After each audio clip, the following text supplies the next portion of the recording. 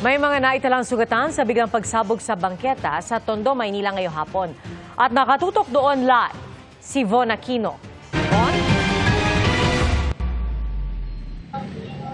Duguan pero makikita sa video na may malay pa ang dalawa sa nakandusay ng mga biktima ng pagsabog. Ayon sa kapitan ng Barangay 234, pasado alas 2 ng hapon nang marinig nila ang malakas na pagsabog. Nang ipahanap nila ito sa mga tanod, nakita nila ang mga sugatang mangangalakal sa bangketa. Agad raw silang tumawag ng ambulansya at mga pulis. Rumesponde at nag-imbestiga rin ang mga taga-Explosive Ordnance Disposal Unit, Bureau of Fire Protection at SOCO. Sa inisyal na investigasyon ng mga otoridad, hindi explosive device kundi posibleng kompresor ang dahilan ng pagsabog. Iniimbestigahan kung anong klaseng kompresor ito. Narito ang pahayag. Isang kompresor na nakuha nila allegedly sa isang kalakal at yun ang kinaano nila kanina parang pinokpok or binubuksan nang bigla itong sumabog.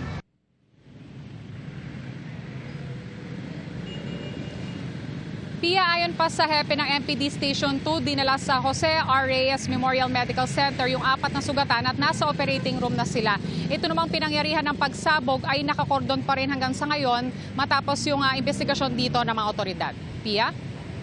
So, Von, sabi mo no, na hanggang sa ngayon ay nagpapatuloy ang investigasyon at nakakordon no, ang paligid dyan. Pero meron ba tayong inaasahan na iba pang mga development sa pagpapatuloy ng investigasyon sa araw na ito, Von? Yun nga, Pia, alamin pa kung anong klaseng compressor yung naging sanhi nung pagsabog. At hindi pa rin naman certain kung ano nga yung naging dahilan kung bakit sumabog ito. Pero sa initial na investigasyon kasi ng mga pulis, binubuksan daw ito ng mga mangangalakal nang sumabog nga ito. No? Sa ngayon kasi, Pia, tapos na yung mga otoridad dito sa site. At hinihintay na lang din natin yung iba pang updates niyan. Pia? Maraming salamat, Von Aquino.